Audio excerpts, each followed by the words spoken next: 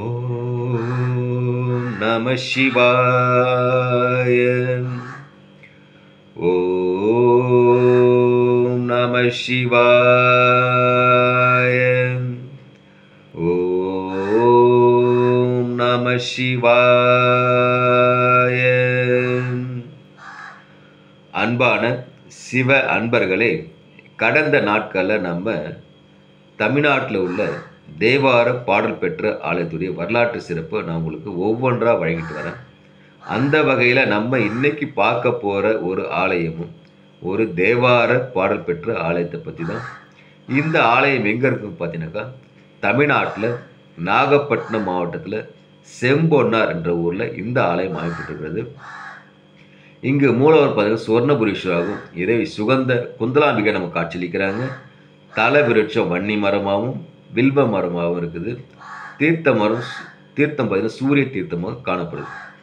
தேவார பாடல் பெற்ற காவிரி தென்கரை தலத்தில் இது 42வது தலமாக பார்க்கப்படுது.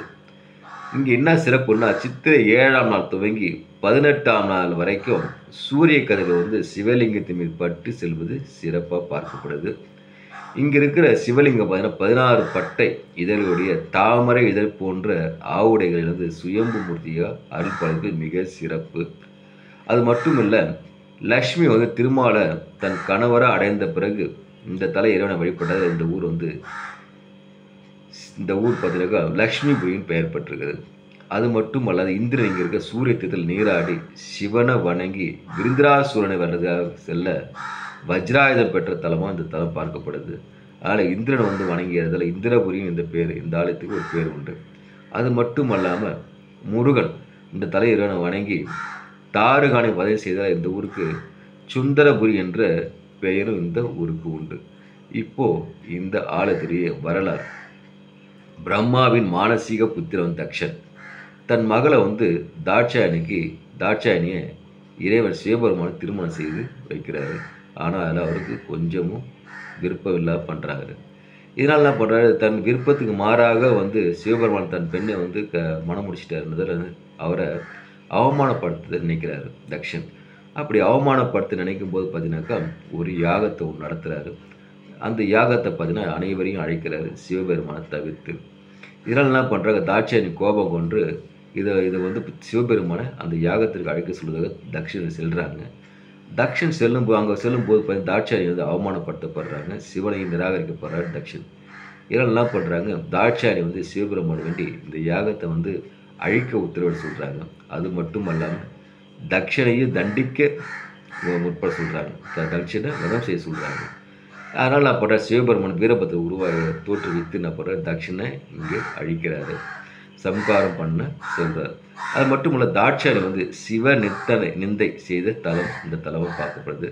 சிவனும் தாட்சாயணி பஞ்சகனி மத்தியில் கடும் தவம் புரிந்த தலமாகவும் இந்த தலம் பார்க்கப்படுது.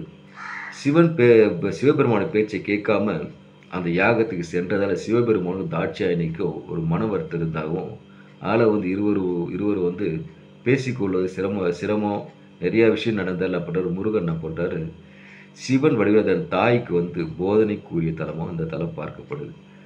அது மட்டும் அல்லது மன்மதன் மீண்டும் ரதி தேவியுடன் இணைந்த தலமாகவும் இந்த தலம் பார்க்கப்படுது. அவ்வளோ சிறப்பு பெற்ற தலம் தான் அந்த சுவர்ணபுரி ஈஸ்வரர் சுகந்த குந்தலாம்பிகை ஆலயம். அதனால் அன்பான சிவ அன்பர்களே, வாய்ப்பை ஒரு முறை உருவாக்கிட்டு இந்த செம்பொன்னாரில் இருக்கிற சுவர்ணபுரீஸ்வரர் வணங்கி இறையருள் பெற்று இன்புற்று வாழ்க, ஈசனருள் பெருகும்.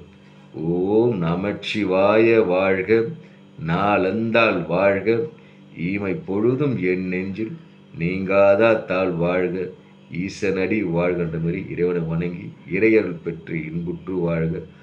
ஓம் நமச்சிவாய, ஓம் நமச்சிவாய, ஓம் நமச்சிவாய. அன்பையை விதைப்போம், அன்பையை அறுவடை செய்வோம்.